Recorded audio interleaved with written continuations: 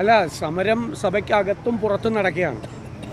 ഞങ്ങൾ പല ദിവസമായി സൂചിപ്പിക്കുന്നത് പോലെ അപകടകരമായ നിലയിലേക്ക് ശബരിമലയിലെ സ്വർണ്ണ കവർച്ചയെക്കുറിച്ചുള്ള അന്വേഷണം പോവുകയാണ്.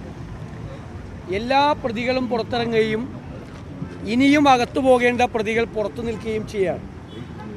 അന്വേഷണം, വ്യാപകമായ അന്വേഷണം ബാക്കിയുള്ള പ്രതികളിലേക്ക് കൂടി പോകുന്നില്ല എന്നത് അപകടകരമാണ്. അപ്പോൾ ആ പ്രതികൾ CPM-ന് ഏറ്റവും വേണ്ടപ്പെട്ട പ്രതികളാണ്, സർക്കാരിന് ഏറ്റവും വേണ്ടപ്പെട്ട പ്രതികളാണ്. സർക്കാർ തന്നെ തകർന്നു വീഴും എന്നുള്ള സ്ഥിതിയിലേക്ക് ആ പ്രതികൾക്ക് നേരെയുള്ള അന്വേഷണം കടന്നുപോയാൽ പോകും. ആ തിരിച്ചറിവിലാണ് മുഖ്യമന്ത്രിയുടെ ഓഫീസ്, ഞാൻ വീണ്ടും ആവർത്തിച്ച്, മുഖ്യമന്ത്രി അറിഞ്ഞുകൊണ്ട് തന്നെ, മുഖ്യമന്ത്രിയുടെ ഓഫീസ് എന്ന് പറയുമ്പോൾ മുഖ്യമന്ത്രി അറിഞ്ഞുകൊണ്ട് തന്നെ ഈ അന്വേഷണത്തിൽ അനധികൃതമായ ഇടപെടലുകൾ നടത്തുകയാണ്. അതുകൊണ്ടാണ് എല്ലാ പ്രതികളും, ഹൈക്കോടതിയും ബഹുമാനപ്പെട്ട സുപ്രീം കോടതിയും ജാമ്യം നിഷേധിച്ച പ്രധാനപ്പെട്ട പ്രതികൾ വരെ സ്റ്റാറ്റ്യൂട്ടറി ജാമ്യം നേടി പുറത്തു വരുന്നത്. ഒരു അന്വേഷണവും ഒരു തരത്തിലും നടക്കുന്നില്ല. കാരണം തൊണ്ടി മുതൽ കണ്ടെത്തിയിട്ടില്ല, തെളിവുകൾ ശേഖരിച്ചിട്ടില്ല. അവസാനം ശബരിമലയിലെ സ്വർണ്ണക്കവർച്ച, കേരളത്തിലെ എല്ലാ വിഭാഗം ജനങ്ങളെയും ഞെട്ടിച്ച, കേരളത്തിന് അപമാനകരമായ ഈ ഒരു സംഭവത്തിൽ ആരോരുമില്ലാതെ, ഒരു അന്വേഷണം ഒരു സ്ഥലത്തും എത്താതെ ഇത് അവസാനിപ്പിക്കുന്ന ദൗർഭാഗ്യകരമായ സ്ഥിതിയിലേക്ക് കാര്യങ്ങൾ പോവുകയാണ്.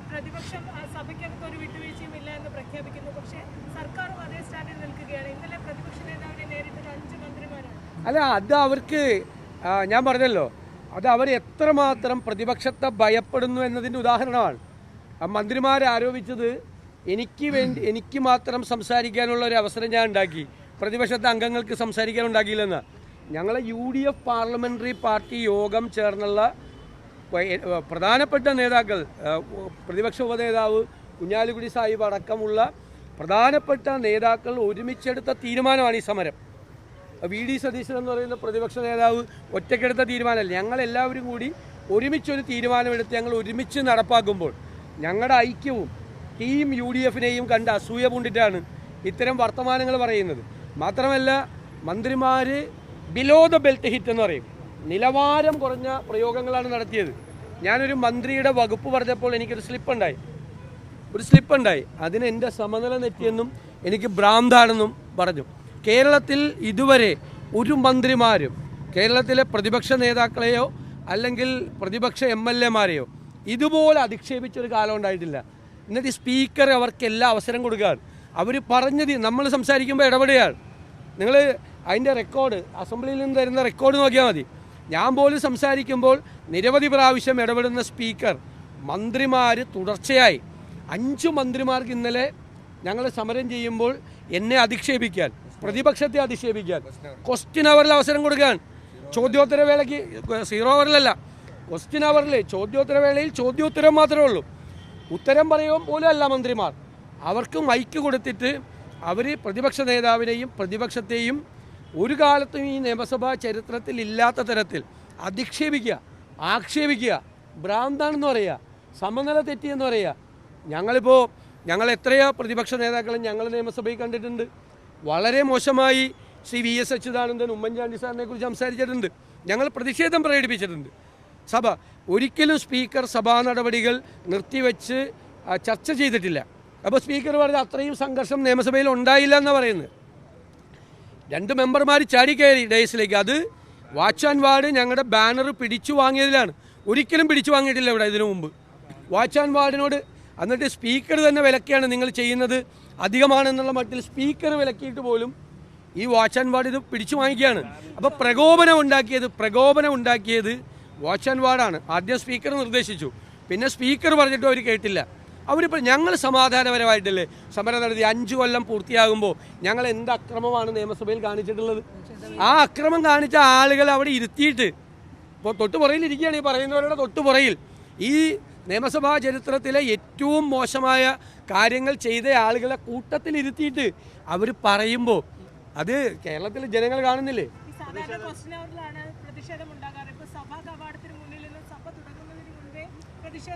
അല്ല, തീർച്ചയായിട്ടും ഇത് സമാനതകളില്ലാത്ത സംഭവങ്ങൾ നടക്കുമ്പോൾ സമാനതകളില്ലാത്ത രീതിയിലുള്ള പ്രതിഷേധം ഉണ്ടാവും. ഇത് കേരളത്തിലെ ജനങ്ങളുടെ അവരുടെ പ്രതിഷേധത്തിൻ്റെ കൂടെ പ്രതിഫലനമാണ് ഞങ്ങൾ പ്രതിപക്ഷ നിയമസഭാംഗങ്ങൾ ഈ നിയമസഭാ കവാടത്തിൽ നിന്ന് ഞങ്ങൾ ഈ സമരം ആരംഭിക്കുന്നത്. ജനങ്ങൾ വളരെ ഉത്കണ്ഠ, അവർക്ക് വലിയ കൺസേണാണ്. എന്താണ് ഈ സംഭവിക്കുന്നത്? അയ്യപ്പൻ്റെ സ്വർണം കവർന്നിട്ട് ഇതാണ് സ്ഥിതിയെങ്കിൽ എങ്ങനെയാണ് ഇത് പോകുന്നത് എന്നുള്ള പരിഭ്രാന്തിയും ഉത്കണ്ഠയും കേരളത്തിലെ ജനങ്ങൾക്ക് അതിശക്തമായ പ്രതിഷേധമുണ്ട്. അതുകൂടി വലിപ്പിക്കാനല്ലേ ഞങ്ങളുടെ ഇന്നലെ ഹൈക്കോടതി ഡിവിഷൻ ബെഞ്ചിൽ നിന്നൊരു പരാമർശം ഉണ്ടാകുന്നു. പ്രതിപക്ഷം പറയുന്നതിന് നേർ വിപരീതമായിട്ടാണ് ആ സംഭവം ഉണ്ടാകുന്നത്. SITയിൽ പൂർണ്ണ വിശ്വാസമാണ്, സ്റ്റാറ്റ്യൂട്ടറി ജാമ്യം കിട്ടിയതിൽ ഞങ്ങൾക്ക് ആശങ്കയില്ല എന്നതടക്കം പറഞ്ഞു. അന്നേരം പ്രതിപക്ഷത്തിനുള്ളൊരു തിരിച്ചടി കൂടിയാണ്. അല്ലല്ല, അവിടുത്തെ വേറെ കോടതി അങ്ങനെയല്ലല്ലോ പറഞ്ഞത്. വേറെ കോടതി അവിടെ പറഞ്ഞിട്ടുണ്ടല്ലോ. ഞാൻ ഏത് കോടതിയല്ല, ഹൈക്കോടതിയല്ലേ. മുഖ്യമന്ത്രി എന്താ പറഞ്ഞത്? വേറൊരു ഹൈക്കോടതി ജഡ്ജി തോന്നിയതുപോലെ പറഞ്ഞു എന്നാ പറഞ്ഞത്. ഏട്ടാ, തോന്നിയതുപോലെ പറഞ്ഞു എന്നാണ്.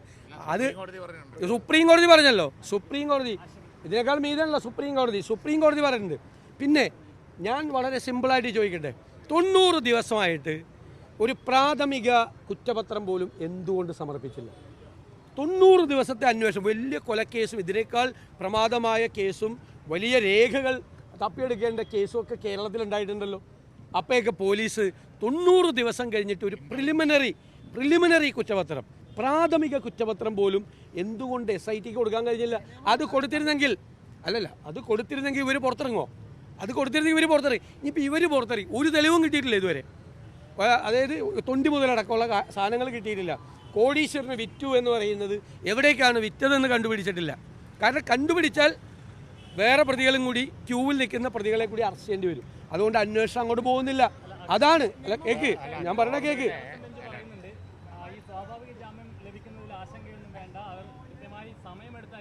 അല്ല, കേരളത്തിലെ ജനങ്ങൾക്കും ഞങ്ങൾക്കും ആശങ്കയുണ്ട്. ഞങ്ങൾക്ക് ആശങ്കയുണ്ടെന്നേ. അതെന്താ ഞങ്ങൾക്ക് ആശങ്കയുണ്ട്. കാരണം എന്താ? ഇത് ഒരു കോടീശ്വരന് വിറ്റെന്ന് കോടതി പറഞ്ഞല്ലോ. ആ ഏത് കോടീശ്വരനാണ് വിറ്റതെന്ന് വരെ 90 ദിവസം അന്വേഷണത്തിൽ നടന്നിട്ടില്ല. ഇനി ഈ ജയിലിൽ കിടക്കുന്ന ഈ പ്രതികൾ പുറത്തിറങ്ങിക്കഴിഞ്ഞാൽ ഈ അന്വേഷണത്തിന് ബാക്കി തെളിവ് എന്തെങ്കിലും തുമ്പ് ബാക്കിയുണ്ടാവോ? സാധാരണ എന്തിനാണ് റിമാൻഡ് ചെയ്യുന്നത്? അറസ്റ്റ് ചെയ്ത് റിമാൻഡ് ചെയ്യുന്നത് എന്തിനാ? തെളിവുകൾ നശിപ്പിക്കാതിരിക്കാൻ. വിശദമായ അന്വേഷണം നടക്കുന്നില്ല. ഇവർ പുറത്തിറങ്ങിയാൽ തെളിവുകൾ നശിപ്പിക്കപ്പെടും. ഞങ്ങളുടെ ഉത്കണ്ഠയാണെന്ന്, കേരളത്തിലെ ജനങ്ങളുടെ ഉത്കണ്ഠയാണ് പ്രതിപക്ഷം പ്രകടിപ്പിക്കുന്നത്. ഞങ്ങൾക്ക് കോടതി എന്നത് പറഞ്ഞിട്ടുണ്ട്, സുപ്രീം കോടതി പറഞ്ഞിട്ടുണ്ടെന്നേ. അല്ല, അത് മാത്രമല്ല, വേറൊരു കാര്യമുണ്ടല്ലോ. ഈ അകത്ത് കിടക്കുന്നത് മുഴുവൻ പാർട്ടി നേതാക്കൾ തന്നെയല്ലേ. കോടതി വിധിയുടെ കച്ചിത്തുരുമ്പിൽ പിടിച്ച് തൂങ്ങുന്നത് എന്തിനാ? അകത്ത് പോയവരൊക്കെ പാർട്ടി നേതാക്കന്മാരാണ്. അതിൻ്റെ അപമാനം കൊണ്ട് തല കുനിക്കുകയാണ് വേണ്ടത് അവർ. എന്നിട്ട് ഏതെങ്കിലും ഒരു കോടതി പറഞ്ഞ കച്ചിത്തുരുമ്പ് തൂങ്ങിയിട്ട് എന്താ കാര്യം? ഒരു നടപടി പോലും എടുത്തിട്ടില്ല. ശബരിമല സ്വർണ്ണക്കൊള്ള നടത്തിയ പാർട്ടി നേതാക്കന്മാർ അകത്ത് കിടക്കുമ്പോൾ ചുരുങ്ങിയത് മിണ്ടാതിരിക്കുകയും ചെയ്യുകയാണ് നല്ലത്. അല്ലാതെ ഈ വലിയ കോടതി അത് പറഞ്ഞു ഇത് പറഞ്ഞു എന്തെങ്കിലും കാര്യമുണ്ടോ? ജനങ്ങളുടെ മനസ്സിൽ ഇവരുടെ സ്ഥാനം കള്ളന്മാരാണ്, ശബരിമല സ്വർണം കട്ടവരാണ് എന്നാണ്. അത് പാർട്ടി നേതാക്കന്മാരാണ് അകത്ത് കിടക്കുന്നത്. അത് മനസ്സിലാക്കണ്ടേ? അതൊരു സാങ്കേതിക കാരണങ്ങളാൽ വലിയ വർത്തമാനം പറഞ്ഞിട്ട് കാര്യമുണ്ടോ? പ്രതിപക്ഷം എന്തിനാ അങ്ങനെയൊക്കെ ചെയ്യുന്നു? കോടതി പറഞ്ഞ ഒരു കച്ചിത്തുരുമ്പും പിടിച്ച് രക്ഷപ്പെടാൻ നോക്കിയാൽ ഇത് ഈ കേസിൽ രക്ഷപ്പെടുമോ?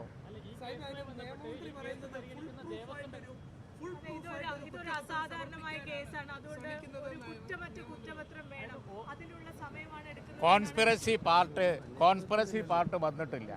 കോൺസ്പിറസി പാർട്ട് വരണം എന്നുണ്ടെങ്കിൽ അതിൻ്റെ അർത്ഥത്തിലൊരു അന്വേഷണം പോകണം. അത് പോയിട്ടില്ല. അത് തന്നെയാണ് ഇപ്പോൾ ഇതുവരെ ഉണ്ടായ അന്വേഷണമാണ് കോടതി നിരീക്ഷിച്ചത്. ഇനി ഇവർ പുറത്തിറങ്ങിയാൽ തെളിവുകൾ നശിപ്പിക്കും, ഒരു സംശയം വേണ്ട.